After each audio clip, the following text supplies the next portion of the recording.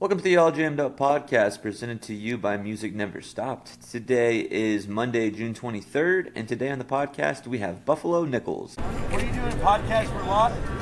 Yeah. Come be on a lot podcast. Yeah, hell yeah, All Jammed Up. This dude's doing a podcast. If you want to be on some podcast, come give an interview. Hell yeah. All Good morning, fools. Welcome to the All Jammed Up podcast. Today is June 23rd, and I'm your host, Clint Dotson. Hope you guys all had a great weekend. Some unfortunate news on my end.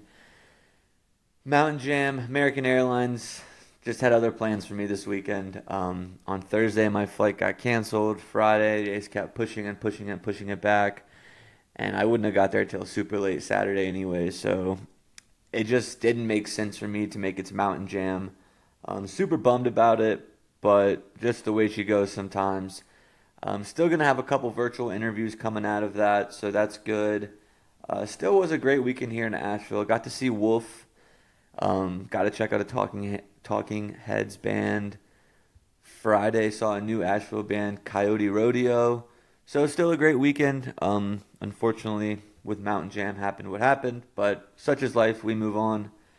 Today on the podcast, we have Buffalo Nichols. He's a blues musician, songwriter. I kind of stumbled upon him on Instagram one day. He was playing guitar and using like a pocket knife to make it like a slide guitar, and it just caught my attention. Started chatting with him on Instagram.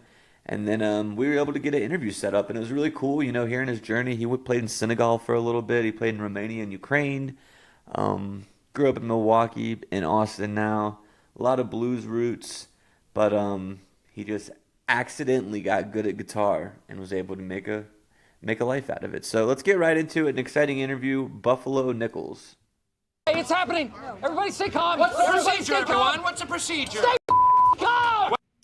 Finally get it sorted out. I know I kind of dropped the ball when you were in Asheville, and then scheduling it can be hard sometimes. So I appreciate you being flexible and working with me. Yeah, my pleasure. Thank you. Yeah, man. How was the show in Asheville? That was pretty good. Yeah. What was the venue? I can't remember. The Gray Eagle, maybe? No, I played there a couple of years ago. This was it was like a bigger room next to a brewery. Bigger room next to a brewery. Eulogy, maybe? Yeah, Eulogy. Eulogy, okay. Yeah, it was pretty cool. I actually haven't been to that venue yet. Yeah, it's a cool spot. Okay, cool, good to hear. Well, are you on tour right now, or you're taking time off right now, but you have some dates you just released today, right? I'm just kind of in the break, kind of. Those dates have been out for a while, but yeah, I'm going back out a couple of days. Yeah. Gotcha. So for the people who don't know who you are, I guess go ahead and introduce yourself. Yeah, I'm Buffalo Nichols, a musician, songwriter, known for being a blues musician, but I do other stuff too. That's kind of it's the beginning of it. Yeah, so you said known for blues music, but like based on my research and some of the stuff that I've listened to, it kind of seems like you're doing a lot of different things. What does it look like for you? Like what you want out of your music? I've just always been just somebody who likes music. I just fell in love with the guitar at one point and just started expressing myself through that. So yeah. It's always been hard for me to stick to one genre or one style of music. I'm always for a while, anything that had a guitar in it, I was into it. And now I just, pretty much anything that's music or music adjacent, I give it a chance and try to figure it out at least. Nice. I definitely want to dig into some of that kind of stuff that you're listening to then. But to begin, you said you fell in love with the guitar. Like, what made you want to start playing a guitar? Nothing. I didn't have like a strong urge, or I didn't take lessons or anything. There was just a guitar in the house, and I didn't have nothing else to do, so I would just pick it up here and there, and it just started to kind of make sense. And over a couple of years, it started to be something that I really just wanted to do, and I never thought about even being a musician until probably 10 years in, and I was just like, oh yeah, I accidentally got good at this thing. Let me pursue it a little more. Accidentally got good at this thing. I think there's a lot of people who pick up guitar and wish they could get good at it. Yeah. You accidentally got good at it. Yeah. What kind of music, like when you were, how old were you when you first started playing? Like 10, right? I think I might have been 11 or 12. Yeah. Okay, what kind of like sounds were you hearing, and what kind of music were you trying to duplicate when you first started playing around with it?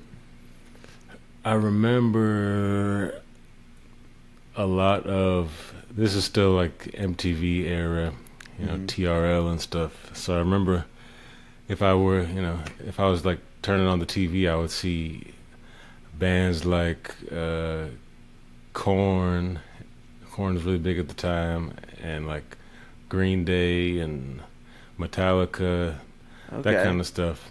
Um, and at the same time, like I was going to school, and people were passing around like mix CDs and stuff, and labels would have these little samplers and stuff. Like you would go to a show and like I remember Victory Records was one, and they would have like these samplers with all the bands on their label and stuff. So I was learning songs from bands I didn't even know who they were, but it was like a Okay. lot of alternative kind of music because it was just like I saw people playing the guitar and I was like, I guess I'll put two and two together and try to do what they're doing, that kind of thing. So it wasn't really like you were searching out. It was kind of what was available to you, is what you were drawn to at that time. Yeah, and this is like early on, like the first year or two. Okay. But then after that, it was like I got really into punk. I was really into the Ramones, but I was also really into like blues and rock and roll, like Chuck Berry and BB King, and pretty quickly I just was like listening to everything. But I remember the very first time I was like trying to figure out how to make sounds with the guitar. It was just like radio rock, that kind of stuff. Okay. When you started shifting to like BB King, Chuck Berry, was there someone in your life that kind of showed you that? And what was it that kind of stuck? What was it about those guys that stuck with you? It was like once I went from beyond the radio and TV, I started actually listening to CDs and records. I started with my mom's record collection, and she had a lot of jazz and Motown and R&B, but like blues. So that's how I kind of got into that stuff. And it's just something about the image of a guy with the guitar, being the kind Yeah. of the focal point that I always just kind of came back to that. It just made sense. Okay. And in your shows, is it just do you have a band with you, or is it just you and a guitar? Sometimes it's just me. I do a lot of stuff solo. I do a lot of stuff Okay. with the band too. Like the next few dates I'm doing are with the full band. Sometimes I do like a string band because I do like kind of bluegrassy, like old blues stuff with the violin and bass and mandolin. Sometimes I do like a more rock and roll kind of thing with the drummer and all the loud amps and stuff. Nice. Yeah. When you're doing blues and bluegrass, are you playing like old classic tunes or a lot of your own stuff? Mostly original stuff, yeah. Usually, Okay. I always throw out a couple of classic songs because part of the tradition. Yeah. But I try to stick with mainly original songs.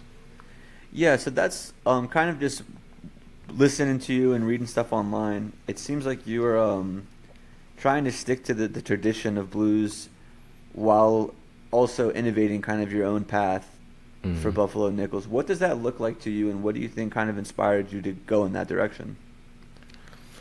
I think it was just the that rebellious spirit that I had when I started playing never really left me. So I just when I started getting into the blues more seriously, both as a musician and as just a listener, it just felt really stuffy and like conservative, and I was like, this doesn't feel good. Yeah. And my first instinct when something doesn't feel good isn't to just leave, but it's just to try to fix it. Okay. So I was like, maybe I can change things and kind of open it up a little bit. So it was just like my instinct was to take what I already knew, because I learned a lot of the songs and I learned a lot of the tradition, and I was just like, let me try to express myself through this without just rehashing stuff that's already been done. Yeah, I saw there was a quote too, and that you had expressing yourself can be a challenge, and using the blues to do it is what drives me. Is that kind of in the same vein of trying to innovate this tradition? It's what driving you to express yourself? Yeah, definitely. I think I was noticing the blues gets used a lot as a very like a thing that people can hide behind. You can just play the old songs and kind of play a character, and you don't ever have to really show yourself. So it was really important for me to try to be more expressive and creative and vulnerable in the music, to try to make it make more sense to me, and also to keep it more, just fresh and relevant for other people. Yeah, and I think in your music you can tell you're really trying to express yourself with some of the lyrics that you write. When you're coming up with a new song with such powerful lyrics, is it first like you have the lyrics and then you turn it into music, or do you have the music first and then fill it with the lyrics that just kind of come naturally to you? What does that process look like? It can be either one. I think the most effective way to write songs for an instrumentalist like me is to just play guitar, and then you kind of just let the melody decide where the shapes that your mouth wants to make, and you just like start saying some gibberish, and the words kind of fall out, and then you try to apply some meaning there. But sometimes there's something that I actually want to say, and I'll usually start with the lyrics there, and then I can just add the music. And I feel like if the message and the lyrics are strong enough, I don't have to try that hard with the music, and I can just just let it kind of come together, or even use some kind of old traditional type of song structure, and let the message be the forefront. Okay. I also read that you I don't remember how old it said you were at this time, but you went from like Milwaukee to West Africa to Ukraine back to Austin. Is that correct? There's a lot of stuff in between there. But, Okay. yeah, when Can I you was kind of walk us through just like all of what you learned musically and what you learned about yourself being in those unique places? Yeah, so the my experience in West Africa, it was in Senegal, was it's just something that happened really organically. I had a lot of friends here in Milwaukee. I'm not in Milwaukee now, but in Milwaukee, from Senegal and Guinea and Mali, and I was playing guitar with them. There were a lot of them were musicians, and I was playing African drums. And yeah, eventually I just got the invite and just spent some time over there, and took in a lot of the music culture.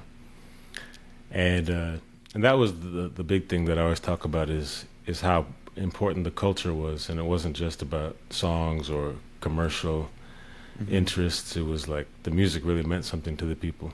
So I've been carrying that with me since then, and my time in Ukraine was just once I got really into being a singer-songwriter, I took on the kind of troubadour persona, and I would play anywhere. I toured all over the States, and I went to Europe and connected with some people, and ended up doing a couple tours in Ukraine. It's been like 10 years now. So, yeah. Do you have any shows that kind of stick out from you being in Ukraine or being even in Europe? Just like something funny that happened or something strange that happened that maybe wouldn't happen here?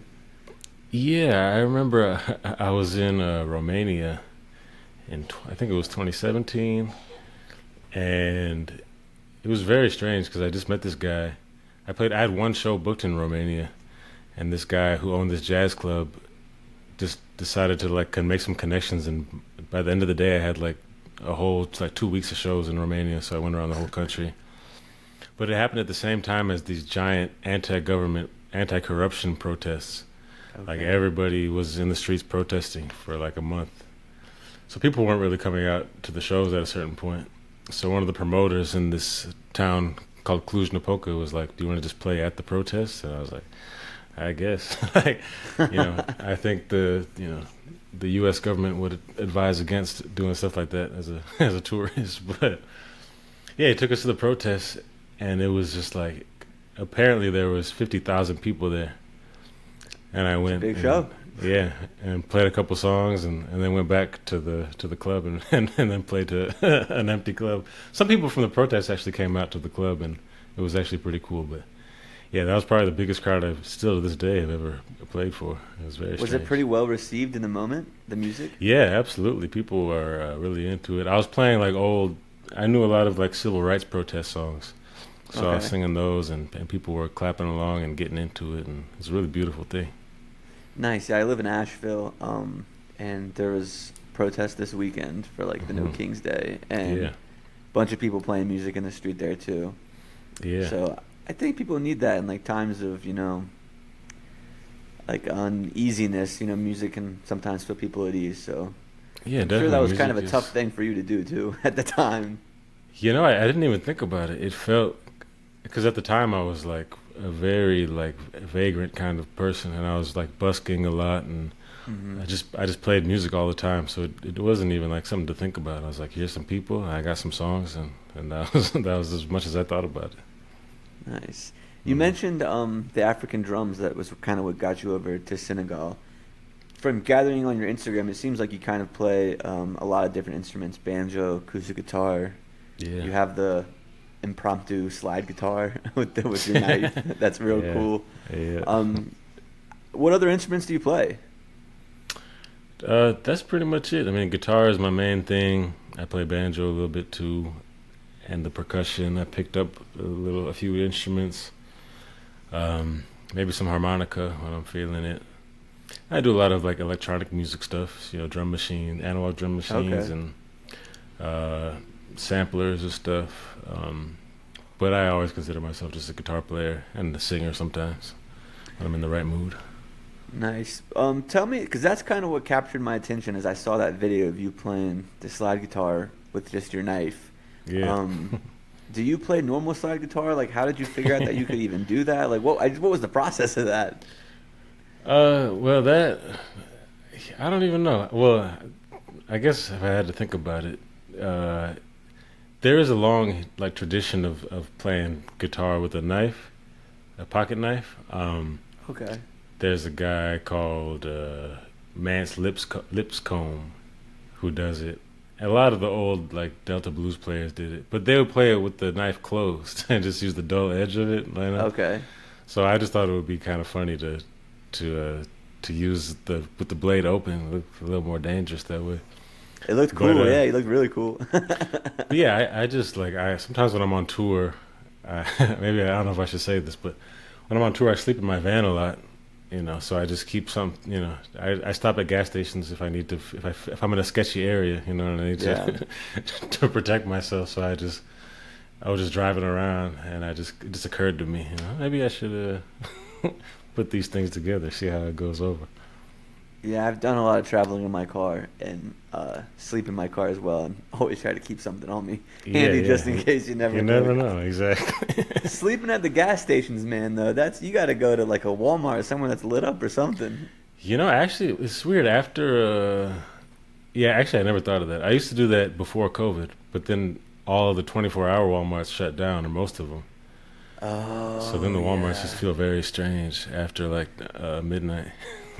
Yeah, there was a couple times I drove out to Oregon from Virginia when I was like 21 or 22, and I remember I'd like pull up at a Walmart to sleep there, and then like some other people would be like sleeping there too, and I hear them start fighting. I'm like, gotta go 10 miles, find a different Walmart. I'm not sleeping Yeah. by this tonight. I know all about that. Yep. So you said sleep in your van. Does that mean you're doing I know you said sometimes you do solo tours, so you don't have like a team or anything. You're just kind of going solo a lot of the times. Yeah, pretty much all the time because like before I signed my first deal in 2020 or something, 2019, I had already been on the road by myself for 10 years basically. Yeah. So I already knew how to do it, so I just figured I would just save myself some money and just, kind of be a one-man crew on the road. And now I do it out of necessity, but for a while it was just a preference. Yeah. Hmm. Yeah, I feel that. How much is like I know the knife thing has to be kind of just improvisation. Let's see how this works. How much is improv in your shows and in your music? Or do you kind of just try to stick to what it is? Oh, it's a huge, huge part of it. And I've always tried to encourage people to see my live show because it's just my nature. Like I always have felt like the live aspect was more important than the albums. Just for me, that's my own outlook on the creative process. Because interacting with human beings is different from interacting with Absolutely, yeah. microphones and tape machines or whatever. So yeah, I usually don't. I mean, if I have a band with me, I'll try to keep things consistent for their sake. But when it's just me, I never have a set list. I kind of just, and that's kind of part of the blues tradition too. Like Yeah. I know how the song goes roughly. I know most of the words, and and the rest I just kind of just let it happen. Yeah. You know. Yeah, I see that a lot with, I do a lot of these interviews with jam bands and stuff like that, and they're like, yeah, we don't really do a set list. We kind of just like see what the crowd is like, and we know our songs, we know the covers that we can play, and we'll get there one way or another. Yeah. And to me, that's always mind blowing. So I'm like, I can't imagine going into something like that. Like if I just came to this interview with no questions prepared and was like, we're gonna figure it out as we go. I couldn't do that. Yeah, that's the cool and terrifying thing about it is that sometimes it just works and it's like the most magical feeling when you and the crowd are on the same wavelength. But sometimes it does not work well at all, and you're like, oh shit, I should have prepared. You know? I imagine you probably don't have too many shows like that these days, but I imagine at first it was kind of that would happen more than you'd like. Yeah, definitely. It's like a growing pain. You got to kind of get through that part, and then you get better at interacting with the audience. You get better at improvising on your instrument, and it happens less and less, hopefully. Yeah, with that many years of touring, was there ever a time where like you kind of wanted to step away from music? Yeah, many times. I'm at another one of those times right now.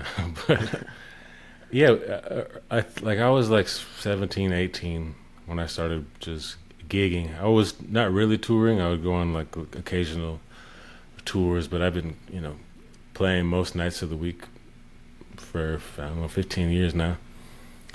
So pretty much every like 5 years, I feel like, all right, I got to try something else and do something else in my life. But I always come back to music because it does. I mean, it's a great job. It's fun and everything, but it's very emotionally taxing, thing to do.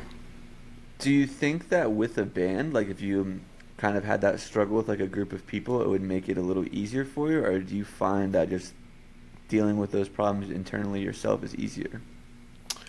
I mean, I've done the band thing. I've been in just a guitar player in other people's bands. I've had bands, and there's always pros and cons.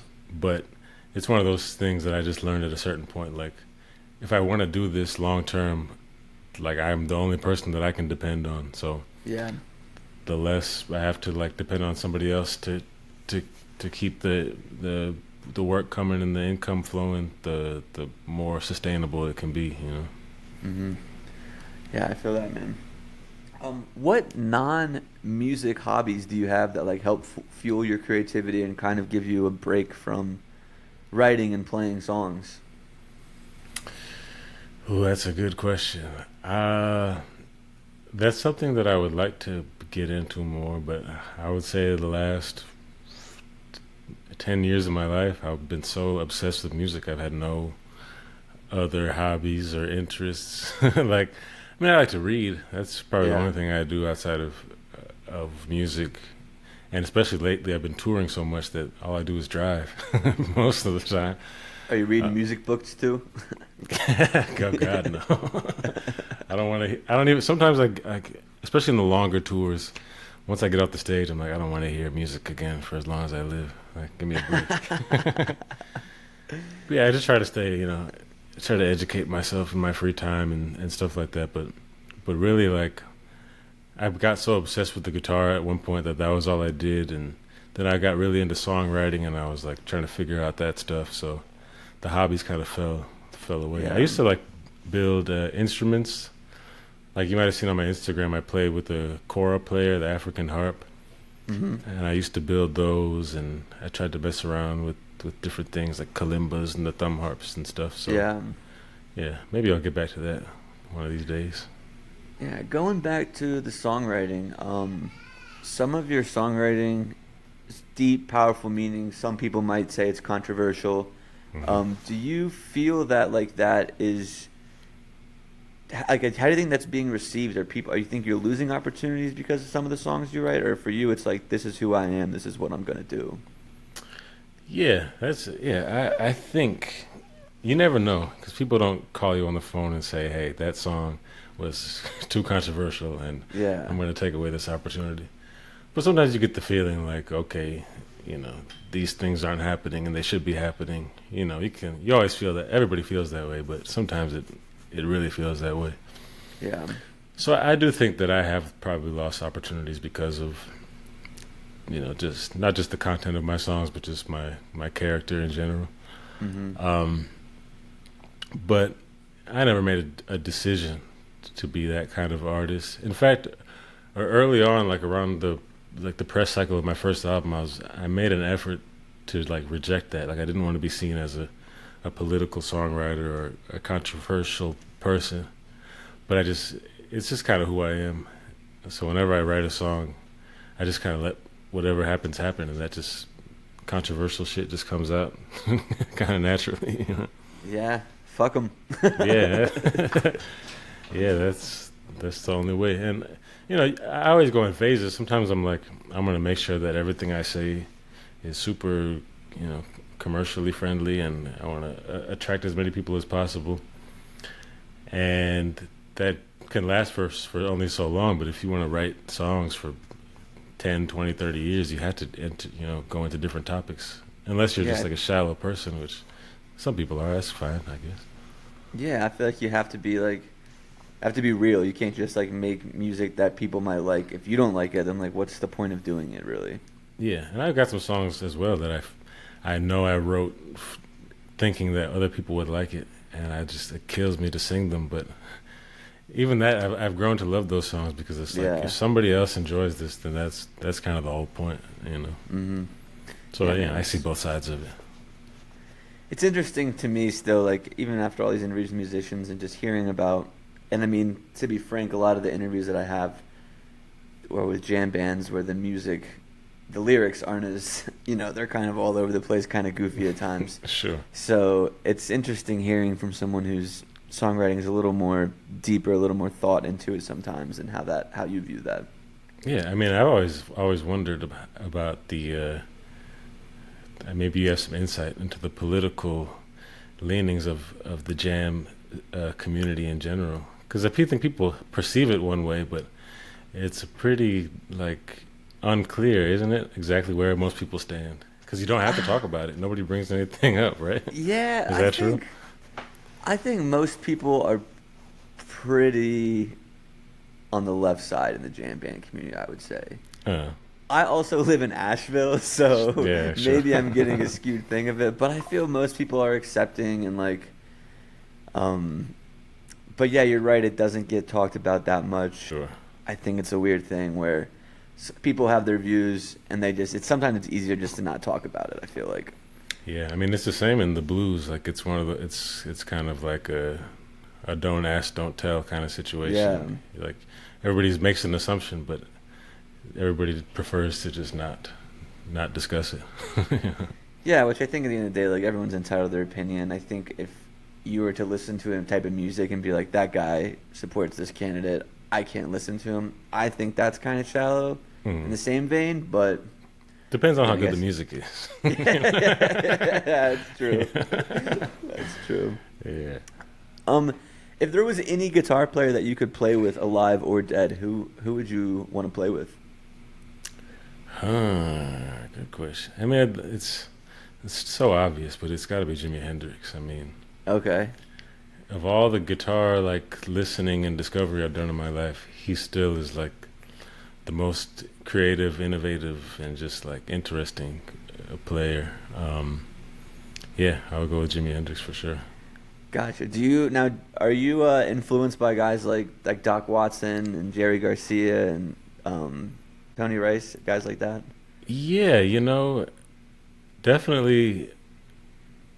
When I heard Doc Watson, I was really impressed. I felt like he was doing stuff that I heard from other players, like he does like kind of ragtime and like different fingered style type of things.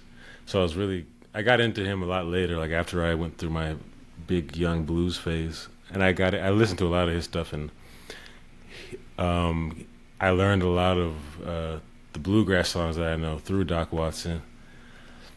So yeah, he's a big influence for me, because he definitely crosses that line, like definitely bluegrass old time, but a lot of just like straight up blues songs he does. I remember I was real heavy into the bluegrass scene for a while, and people started talking about the pizza tapes, and I was like, what the hell, what are you talking about? Is that like a Pizzagate kind of thing? Like, what's going on? Is it on video? So yeah, then I learned all about that stuff. Like I didn't know I didn't know much. I knew about like hippies that listened to bluegrass, but I didn't know why. So Yeah. then so then I started to learn all that stuff. Never really was like strongly influenced by it.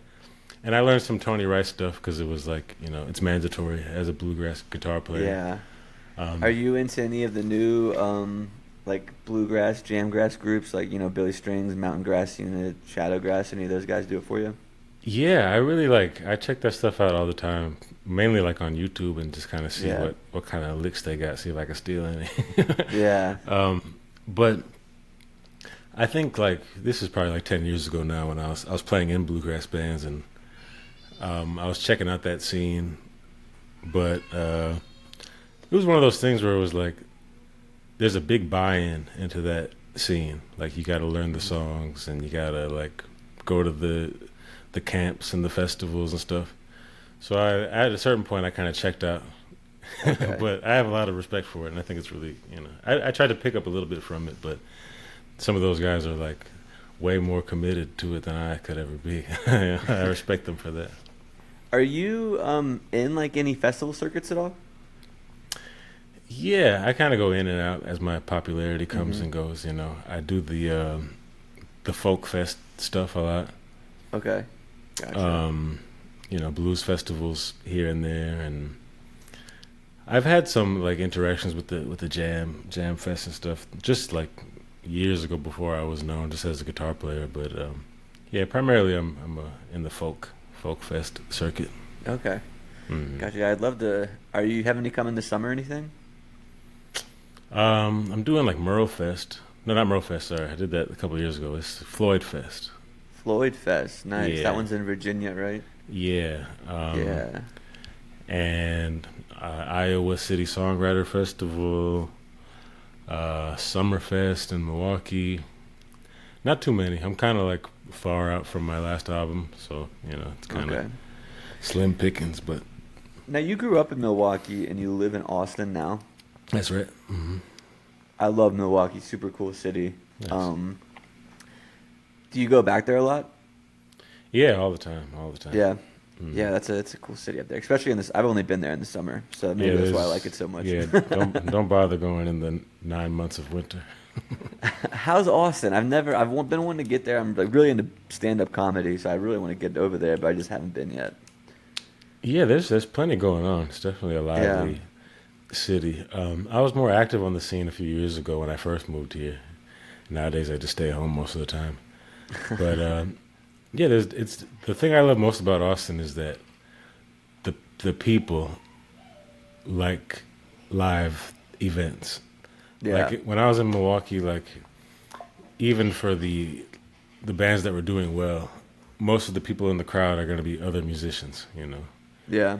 And Austin definitely has just like music fans that will come out and support people. So that's huge. I like that about Austin. That's how I feel too about Asheville. There's like good music every night of the week, Hmm. and you get to see a lot of the same people who end up becoming your friends. So that's like Nice. you said, just like music lovers. Yeah. Yeah. Is there a city or a venue that like you haven't played yet that is really high on your bucket list? Somewhere you'd love to play with, somewhere you would love to play. Yeah, I've gotten to the point where, as far as like the lower 48, there's only 3 states that I haven't played yet. And it's North and South Dakota and Kansas.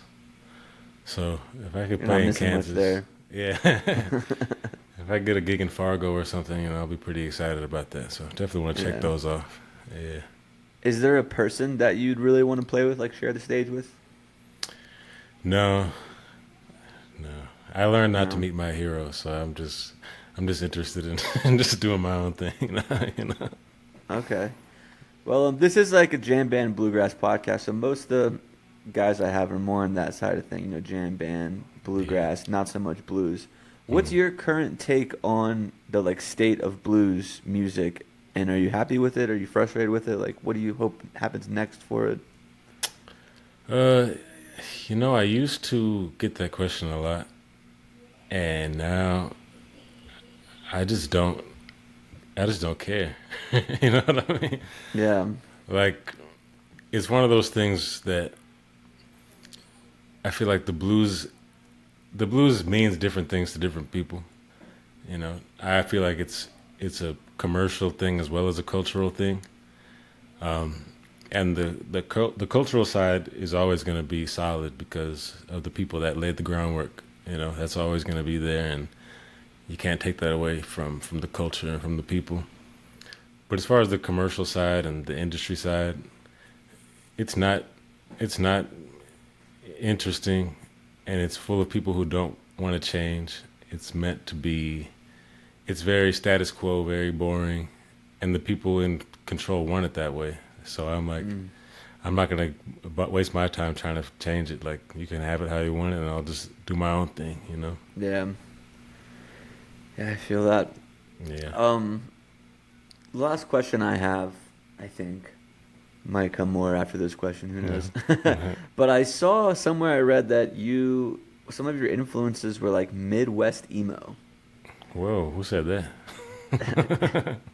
I swear I saw it somewhere. Let me make sure I'm not making this up. But that's just like a version of like pop or like punk music to me. And I just wanted to see like what specific bands that were. Let me see if I can find it.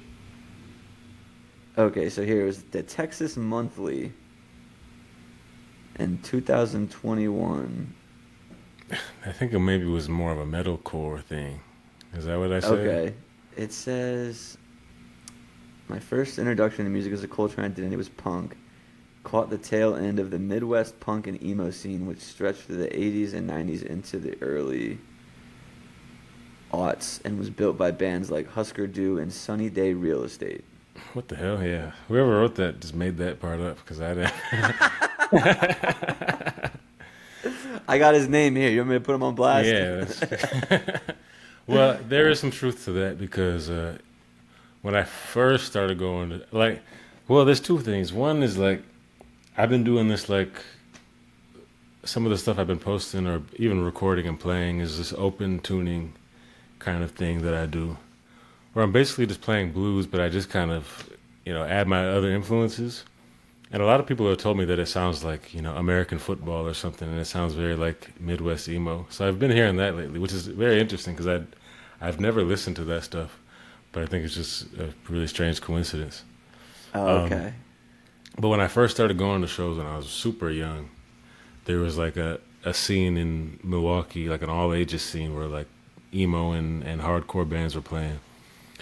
And I just was going to those shows. Like these bands that were big in the early 2000s were playing like their last tours when I was getting on the scene. Like I remember being at a show and it was just when Fall Out Boy got really big, and the drummer from Fall Out Boy, Andy, was there because I think he's from Milwaukee. But it was just this really like lively scene for Midwest alternative music at the time when I was just coming up. Yeah, and Milwaukee has a pretty big like hardcore scene, don't they? Yeah, I think so. I know it did back in the aughts. I don't know what's going on these days. But we had like this band. I don't think they're from Milwaukee. I think they're from like a suburb or something. But Misery Index was this big metalcore band, and yeah, there's a lot happening back in those days. Okay, my buddy, who I stayed with when I went to Milwaukee, he used to live. I can't remember.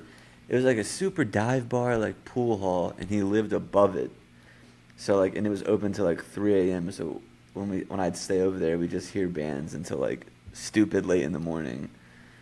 And I can't remember the name of it but it wasn't the Falcon Bowl, was it? It's like kind of in the hood a little bit. Yeah, that's just describing most of Milwaukee. Yeah, it could be anywhere. But yeah, that sounds about right. It sounds like Milwaukee. Yeah, it's a cool city, man. Like I feel like there's a lot of like culture and pride there, which is always cool. And I feel like a lot of those Midwest, like Columbus, Cleveland, Chicago, a lot of that area kind of always has that pride there. Yeah, definitely. It's like the kind of city that has to make its own community. People aren't coming. There's not a lot of transplants. I mean, people from super small towns will come to Milwaukee, but there's nobody coming to Milwaukee looking for fame and fortune.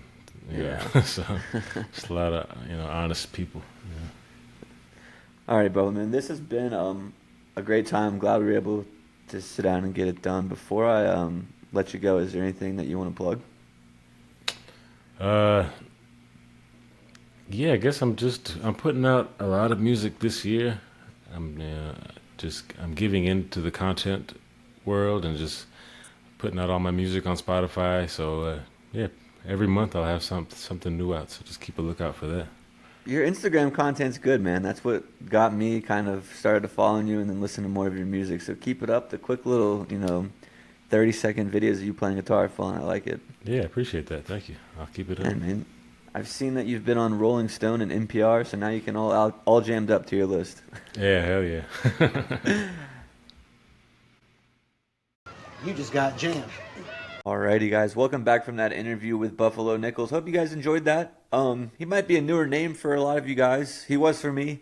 So that's always cool, I feel like, when we can find new people and learn some things about him and have some new music to listen to. So I really enjoyed that interview. I thought it was cool. Interesting takes, kind of his Mr. Worldwide stuff that he was doing there, and we share a few laughs. So cool interview with Buffalo. Thursday, we have a couple of the guys from Steely Dan, our Steely Dead, interviewed a few weeks back, and then we'll have a little bit of a longer Chloe's Corner. So yeah, you guys have a great week, man. We'll be back Thursday with a new episode. Go buy your tickets to the All Jammed Up Festival if you haven't already. We're a month away and still got plenty of tickets to sell. So I hope to see all you guys there. But have a great week, and remember, wherever you are right now is exactly where you're supposed to be. Come along, have a drink with me. We can talk about the world and how the world is turned so slow. Day and night I found cars they drive and planes they fly. I look into the sun and the sky, you're so bright. It's you that I have found. Oh, and I know there's not much longer now. Or if the world would just slow down.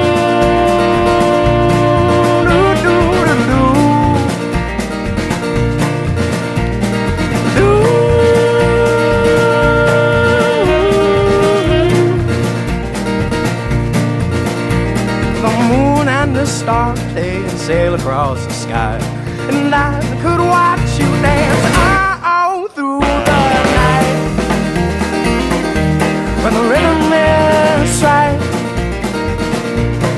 oh, and I know the sun is rising now. Or if the world would just slow down.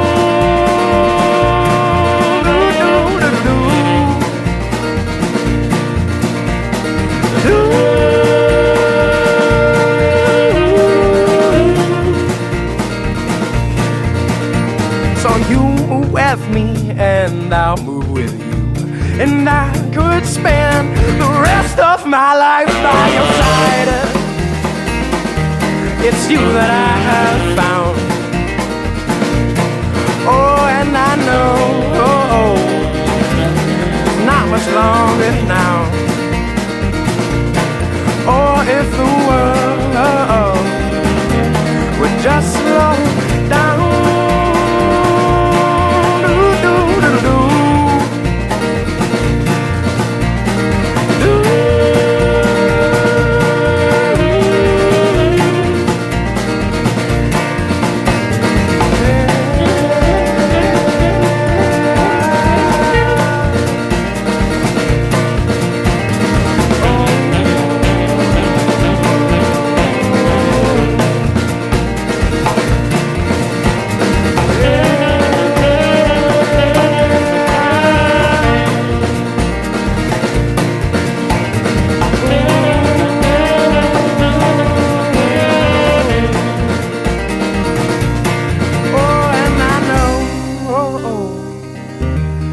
not much longer now. Or if the world would just slow down.